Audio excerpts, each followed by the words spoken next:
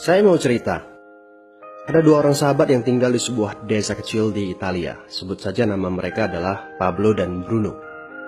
Mereka adalah anak muda yang memiliki impian yang tinggi. Mereka sering berkhayal bagaimana kalau suatu hari nanti mereka menjadi orang terkaya di desanya. Keduanya merupakan orang yang sangat ambisius. Yang mereka perlukan adalah sebuah kesempatan. Pada suatu hari, kesempatan itu pun datang. Kepala desa memutuskan untuk mempekerjakan kedua anak ini untuk membawa air dari sungai ke sebuah penampungan air di tengah desa. Keduanya masing-masing membawa 2 buah ember dan segera menuju ke sungai. Menjelang sore, keduanya telah mengisi penampungan air sampai penuh.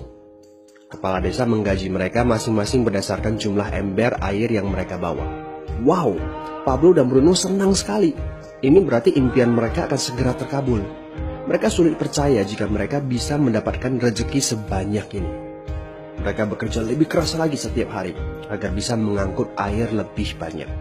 Namun, Pablo mulai merasakan ketidaknyamanan. Ia tidak yakin pekerjaan ini bakal buat impiannya terwujud. Punggungnya nyeri dan kedua telapak tangannya lecet-lecet. Kian hari, kian takut saat harus pergi bekerja. Ia pun mulai berpikir keras, mencari akal bagaimana caranya membawa air dari sungai ke desanya. Pablo mendapatkan ide. Bruno, saya punya rencana. Daripada kita mondar-mandir bawa-bawa ember setiap hari, kenapa kita nggak sekalian aja buat sebuah saluran pipa dari sungai ke desa kita? Saluran pipa? Ide dari mana itu? Seru Bruno. Kita udah punya kerjaan yang bagus, Pablo. Saya bisa bawa 100 ember sehari. Saya akan jadi orang kaya. Di akhir minggu, saya bisa beli pakaian baru. Pada akhir bulan, saya bisa beli seekor sapi. Dan pada akhir tahun, saya bisa bangun sebuah gubuk baru. Nggak ada kerjaan sebagus ini di desa ini. Setiap minggu kita bisa liburan. Setiap akhir tahun, kita berhak cuti selama 2 minggu dengan gaji utuh. Kita akan punya hidup yang layak. Jadi buang jauh-jauh lah pikiran untuk bangun saluran pipa. Tapi Pablo tidak putus asa. Ia akhirnya memutuskan untuk bekerja paruh waktu. Ia tetap bekerja mengangkut ember-ember air. Separuh waktunya, serta di akhir pekan, dia luangkan waktu untuk bangun saluran pipanya. Hal itu tidak mudah. Penghasilannya otomatis menurun dan dibutuhkan waktu 1 hingga 2 tahun sebelum saluran pipanya bisa menghasilkan sesuatu yang berarti. Bruno dan orang-orang desa mulai mengejek Pablo. Dia menyebutnya Pablo si manusia saluran pipa. Bruno yang berpenghasilan hampir 2 kali lipat dari Pablo terus memamerkan barang-barang baru yang berhasil ia beli.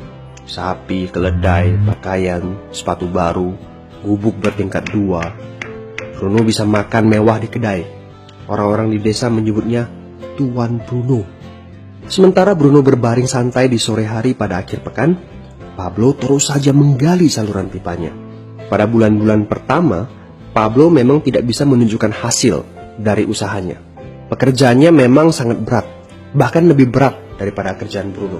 Karena Pablo juga harus bekerja pada malam hari. Demikian pula di akhir minggu. Tapi Pablo selalu mengingatkan pada diri sendiri bahwa impiannya dibangun berdasarkan pada perjuangan yang dilakukan hari ini. Dari hari ke hari, dia terus menggali, inci demi inci. Sedikit demi sedikit, lama-lama jadi bukit.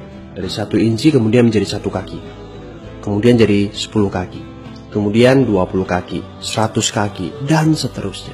Bersakit-sakit dahulu, senang-senangnya kemudian. Demikian dia terus menyemangati dirinya sendiri. Sepulang kerja, tubuhnya lelah sekali. Fokus pada hasilnya. Kata-kata itu terus ia ulangi dalam hati setiap hari saat dia pergi tidur. Sementara dari bar di desa itu terdengar gelak tawa mengiringinya ke alam mimpi. Ayo, fokus pada hasil akhir.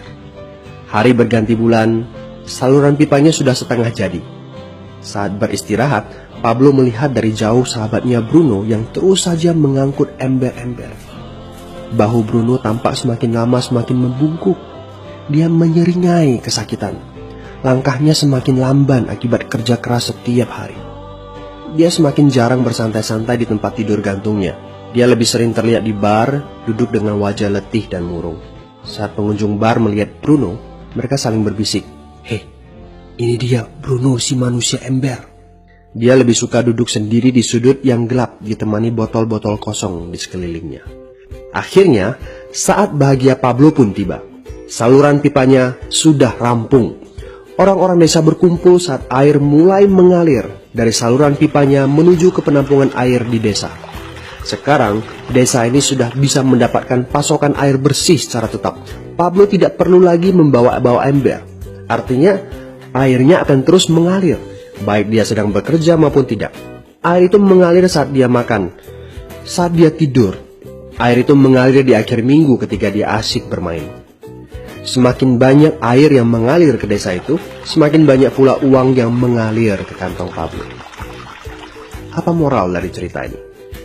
Pertanyaan yang paling penting untuk kita renungkan adalah, siapakah Anda? Seorang pembawa ember atau seorang pembuat saluran pipa? Apakah Anda hanya mendapatkan penghasilan jika Anda datang ke tempat kerjaan, seperti Bruno pengangkut ember? Atau Anda termasuk orang yang bekerja hanya sekali saja, kemudian Anda dibayar terus-menerus, seperti Pablo pembuat saluran pipa? Jika Anda termasuk orang kebanyakan, itu berarti Anda bekerja dengan menggunakan pola pembawa ember. Anda membarterkan waktu untuk mendapatkan uang. Maksudnya, bekerja 1 jam dibayar per jam, bekerja 1 bulan dibayar per bulan, bekerja setahun dibayar per tahun. Masuk akal kan? Masalahnya, dengan sistem pembawa ember, masuknya uang akan berhenti saat kita berhenti bawa ember. Artinya pendapatan kita hanya sementara alias tidak langgeng. Kalau di suatu pagi Bruno bangun dan punggungnya terasa sakit, sehingga dia tidak bisa bangkit dari tempat tidurnya, berapa uang yang akan dia dapatkan hari itu? 0 besar. Fakta yang harus kita sadari adalah, kita tidak bisa bekerja selamanya karena faktor usia dan kesehatan. Jika kita tidak sanggup membarterkan waktu kita, maka kita tidak akan mendapatkan uang. Pablo jauh hari sudah menyadari keterbatasan ini. Karena itulah dia langsung berpikir untuk menciptakan suatu sistem yang memungkinkan dia untuk terus mendapatkan bayaran baik dengan cara barter waktu ataupun tidak. Pikirkan ini. Bagaimana dengan Anda? Anda mau apa kalau besok penghasilan Anda berhenti? Apa yang akan terjadi kalau Anda dipecat? Apa yang terjadi kalau kemudian Anda sakit atau cacat sehingga tidak bisa membawa ember lagi? Bagaimana seandainya perawatan kesehatan yang mendadak yang harus Anda jalani menghabiskan uang tabungan Anda? Apa yang terjadi bila uang tabungan Anda itu langsung menguap dalam semalam? Kalau penghasilan Anda berhenti besok, untuk berapa lama Anda bisa membayar hipotek Anda? Cicilan rumah, mobil Anda, ataupun untuk biaya sekolah anak-anak Anda? 1 tahun, 6 bulan, 3 bulan, atau 3 minggu? Jelas. Apakah Anda bekerja sebagai penyapu jalan, bekerja di kantor, punya jabatan tinggi, atau memiliki toko, seorang profesional di bidang tertentu, tetap saja Anda membarterkan antara satuan waktu dengan satuan uang. Apakah dengan cara demikian Anda akan aman? Satu-satunya jalan untuk menciptakan keamanan yang sesungguhnya adalah seperti yang dilakukan oleh Pablo, yaitu membangun saluran pipa saat Anda masih bekerja sebagai pembawa ember. Dengan membangun sebuah saluran pipa, Anda cukup mengerjakan pekerjaan sekali saja, capeknya sekali saja, tetapi Anda akan dibayar terus-menerus. Saluran pipa ini akan memberikan Anda penghasilan walaupun Anda sedang tidur ataupun Anda sedang main.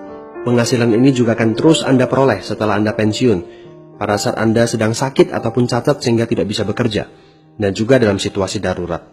Inilah yang disebut sebagai penghasilan pasif. Anda tahu, saat ini kami sedang membangun saluran pipa yang akan memberikan penghasilan pasif. Mau tahu caranya? Hubungi teman yang meminta Anda untuk menonton video ini. Dia punya akses untuk informasi yang Anda butuhkan. Mintalah video